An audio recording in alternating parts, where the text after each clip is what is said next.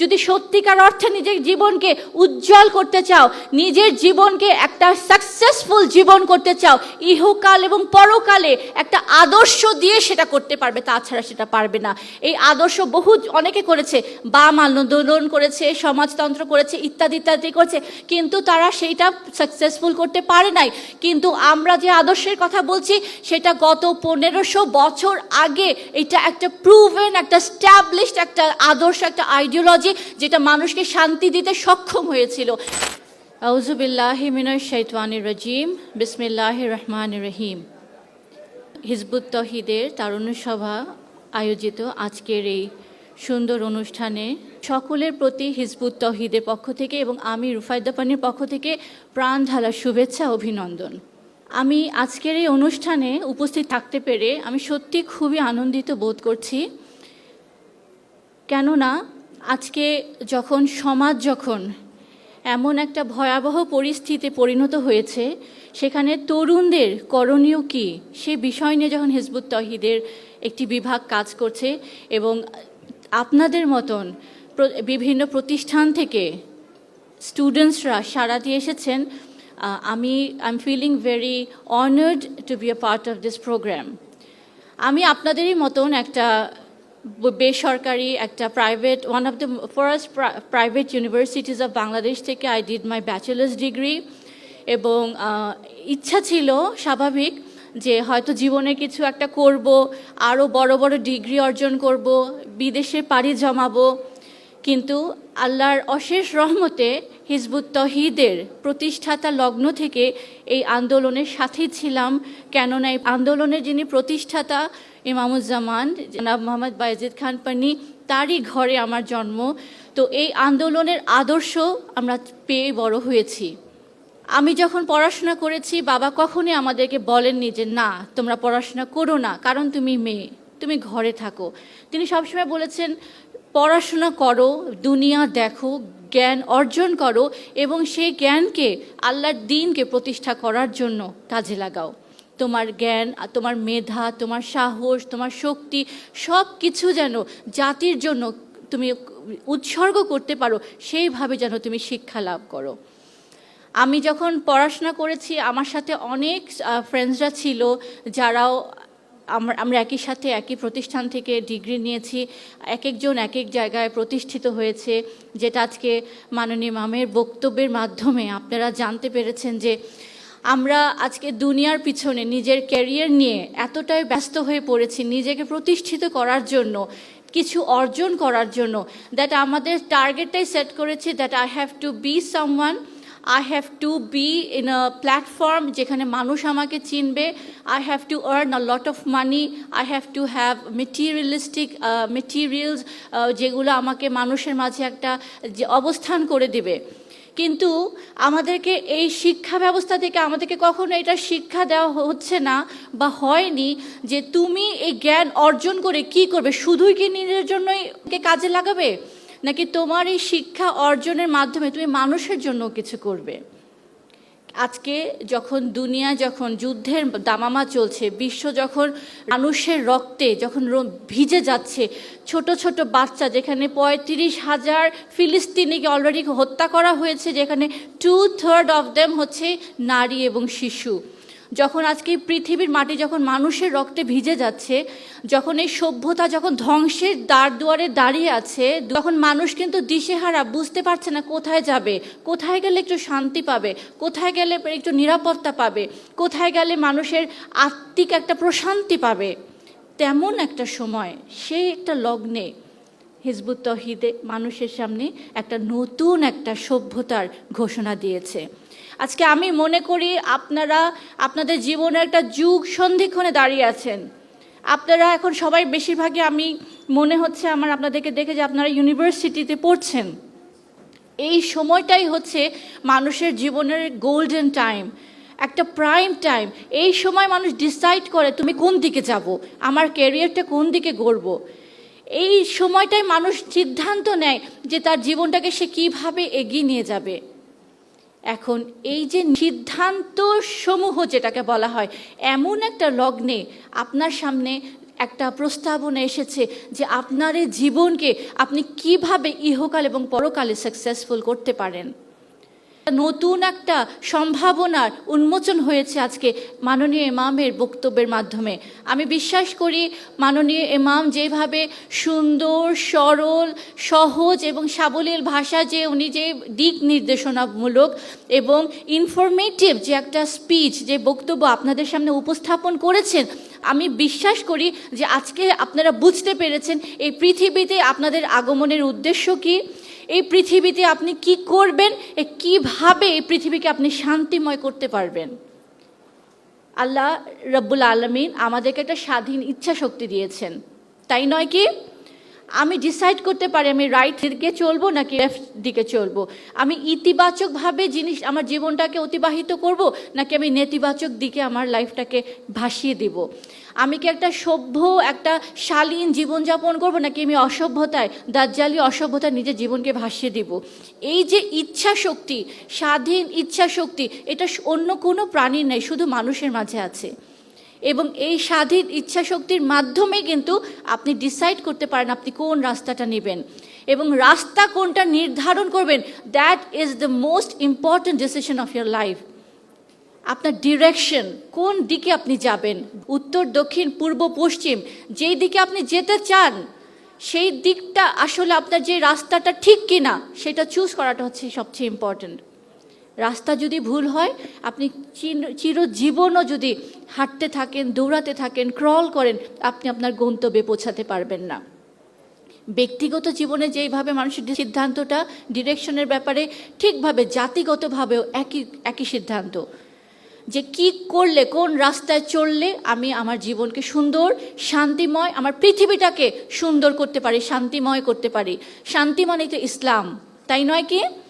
আজকে আমরা ইসলাম পালন করি বলে কিন্তু আসলে আমাদের পরিবার, সমাজ, রাষ্ট্রে, পৃথিবী কোথাও কিন্তু শান্তি নেই, আমরা অশান্তিতে নিমজ্জিত। সেই শান্তি প্রতিষ্ঠা কিভাবে হবে সেই রাস্তাটা আজকে আপনারা পেয়ে গেলেন। আপনারা প্রত্যেকে অ্যাডাল্ট, আপনাদের নিজেদের একটা ইচ্ছা শক্তি আছে, ভালো মন্দ, ন্যায় অন্যায়, সাদা কালো নির্ণয় করা সেই বুদ্ধিমত্তা আল্লাহ আপনাদেরকে দিয়েছেন। এই পয়েন্ট থেকে আপনাদের ডিসাইড করতে হবে আসলে আপনারা কোন রাস্তায় হাঁটবেন। কিন্তু জেনে রাখেন, সঠিক রাস্তার প্রস্তাবনা আজকে আপনাদের সামনে উপস্থাপিত হয়ে গেছে। এরপরে আপনি কোন দিকে হাঁটবেন এটা সম্পূর্ণ দায়ভার আপনার, কিন্তু সেই হবে উত্তম, তার জীবন হবে কল্যাণকর এবং তার মাধ্যমে পুরো মানব জাতির কল্যাণ পাবে যদি সে হেদায়েতের রাস্তাটা নেয়, রাইট ডিরেকশন। সেটা কি?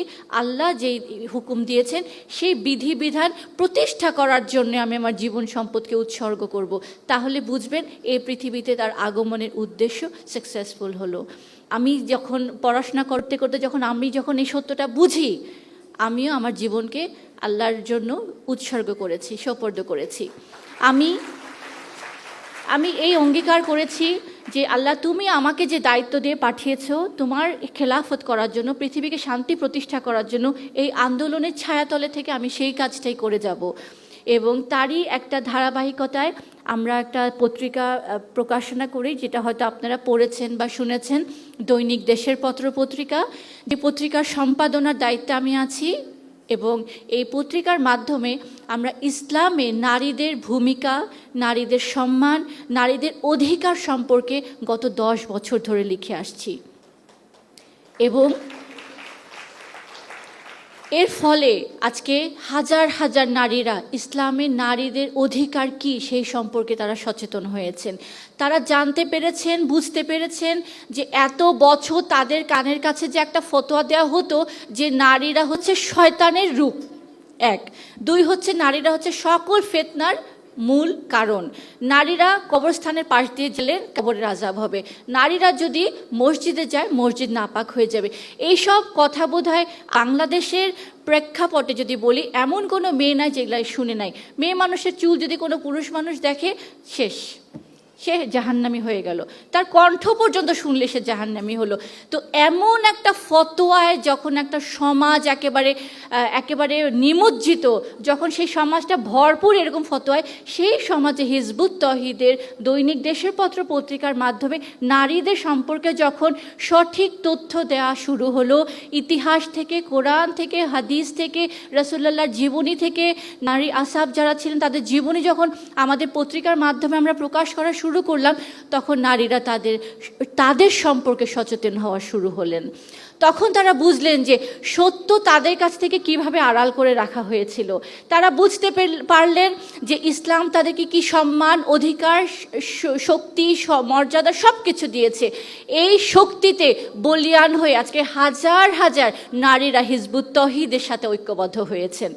এবং যেহেতু এই দেশের পত্র পত্রিকা সমস্ত অন্যায়ের বিরুদ্ধে কথা বলে, সত্য উপস্থাপন করে, এই জন্য যারা মিথ্যা রটনা করে, যারা গুজব রটনা করে, যারা মানুষকে মিথ্যা দিয়ে আচ্ছন্ন করে রেখেছে, তারা সবসময় এই পত্রিকার বিক্রয় কর্মীদের উপরে অ্যাটাক করে। কিন্তু যেহেতু এই নারীরা শক্তিতে বলিয়ান, তারা একটা আদর্শ পেয়েছে, তারা শক্তি পেয়েছে, তারা সত্য বুঝেছে, তারা একজন সুযোগ্য নেতা পেয়েছে, তারা কর্মসূচি পেয়েছে কিভাবে সত্যকে প্রতিষ্ঠা করতে হবে, তারা এক আল্লাহকে ছাড়া আর কাউকে পরোয়া করে না। ইভেন এই ঈদে, 2 ঈদে আমাদের এই বিক্রয় কর্মীদের উপরে ভয়ঙ্কর রকমের আক্রমণ করা হয়েছে। কারা করেছে? যারা এসব ফতোয়াবাজি করে। কারা করেছে? যারা গুজব রটনা করে, যারা নারীদেরকে ঘরের 4 দেয়ালের ভিতরে আবদ্ধ করে রেখে তাদের উপরে ডমিনেট করতে চায়, তাদেরকে শিক্ষা থেকে বঞ্চিত, তাদেরকে সামাজিক কর্মকাণ্ড থেকে বঞ্চিত করে, তাদেরকে পরিবারের কোনো অধিকার না দিয়ে, তাদেরকে পরিবারে কোনো একটা কথা বলা পর্যন্ত পারমিশন না দিয়ে সকল ক্ষেত্রে তাদেরকে ডমিনেট করে রাখতে চায়, তারাই এই বিক্রয় কর্মীদের উপর অ্যাটাক করেছে। কিন্তু আমাদের এই বিক্রয় কর্মীগুলো আলহামদুলিল্লাহ সেরকম সাহসিকতার পরিচয় দিয়েছে।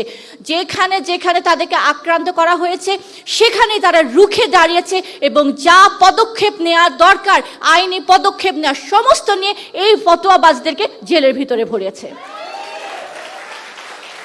এমন একটা বোল্ড, এরকম একটা সাহসী ভূমিকা রাখতে পারে আজকে বাংলাদেশের সাধারণ নারীদের মধ্যে আপনারা পাবেন না। কারণ তারা তা ফতোয়া দিয়ে তাদেরকে প্যাকেটবন্দি করে রেখেছে। তার শক্তি নাই, তার কোনো সাহস নাই, সব তো ছিনিয়ে নিয়েছে। তার যে একটা কনফিডেন্স সেটা নাই, মোরাল নাই, মানুষের সামনে দাঁড়িয়ে একটা কথা বলবে সেরকম পারসেপশন, সেরকম একটা প্ল্যাটফর্ম তাদের নাই। কিন্তু আজকে হিজবুত তৌহিদ, আমি নারীদেরকে বলতে চাই যে আমাদের তরুণীরা এসেছো, আমি তোমাদেরকে বলতে চাই, যদি সত্যিকার অর্থে নিজের জীবনকে উজ্জ্বল করতে চাও, নিজের জীবনকে একটা সাকসেসফুল জীবন করতে চাও, ইহকাল এবং পরকালে একটা আদর্শ দিয়ে সেটা করতে পারবে, তাছাড়া সেটা পারবে না। এই আদর্শ অনেকে করেছে, বাম আন্দোলন করেছে, সমাজতন্ত্র করেছে, ইত্যাদি ইত্যাদি করেছে, কিন্তু তারা সেইটা সাকসেসফুল করতে পারে নাই। কিন্তু আমরা যে আদর্শের কথা বলছি সেটা গত 1500 বছর আগে, এটা একটা প্রুভেন, একটা স্ট্যাবলিশড একটা আদর্শ, একটা আইডিওলজি, যেটা মানুষকে শান্তি দিতে সক্ষম হয়েছিল। এবং সেই আদর্শ দিয়ে আজকে আবার যখন হিজবুত তৌহিদ মানুষকে ঐক্যবদ্ধ করার চেষ্টা করছে, প্রচেষ্টা করছে, জিহাদ করছে, জিহাদের কথা বলে তো আজকে বলবে বম মারা, নো, জিহাদ মানে হচ্ছে আপ্রাণ প্রচেষ্টা, সর্বাত্মক প্রচেষ্টা, যে প্রচেষ্টা আজকে হিজবুত তৌহিদ গত 29 বছর ধরে করে আসছে। আজকে এই নারীরা যখন সেটা করছে, তারা বুঝেছে যে এই সত্য প্রতিষ্ঠা যদি তারা না করে, এই পৃথিবী দাজ্জাল একদিন ধ্বংস করে শেষ করে দেবে। এবং এই সত্য আদর্শ পেয়ে তারা আজকে একটা প্ল্যাটফর্ম পেয়েছে, তারা জায়গা পেয়েছে নিজেকে প্রতিষ্ঠিত করার জন্য এবং মানুষের জীবনে শান্তি প্রতিষ্ঠা করে আল্লাহকে ইবলিসের দেওয়া সেই চ্যালেঞ্জের মধ্যে বিজয় করে এই পৃথিবীকে কিংডম অফ হেভেনে পরিণত করার জন্য তারা একটা রাস্তা পেয়েছে। তো আজকে যেই তরুণীরা এসেছেন তাদের প্রতি খুবই উচ্চ একটা আশা রেখে বলতে চাই যে তোমরা নিজের জীবনের সেই ডিসাইসিভ পয়েন্টে আছো, তোমরা সেই জায়গায় আছো যেখান থেকে তোমার লাইফের টার্নিং পয়েন্ট, তুমি কোথায় যাবে, সেই এমন একটা যুগ সন্ধিক্ষণে তোমরা আল্লাহর সেই সঠিক রাস্তার সন্ধান পেয়েছো। আমি আল্লাহর কাছে দোয়া করব, প্রার্থনা করব এই তরুণদের জন্য, তরুণীদের জন্য, আল্লাহ যেন তোমাদের মনে সেই সত্যের আলোটা জ্বালিয়ে দেন এবং তোমরা প্রত্যেকে এক একজন নির্ভীক মানব কল্যাণী এবং আল্লাহর রাস্তায় বড় বড় যোদ্ধা হবে ইনশাআল্লাহ। আমাদের জন্য দোয়া করবে, আমরাও যেন আমাদের জীবনের অন্তিম সময় পর্যন্ত এই সংগ্রাম চালিয়ে যেতে পারি। আমাদের সাথে থাকবে। আল্লাহ হাফেজ, সালামু আলাইকুম।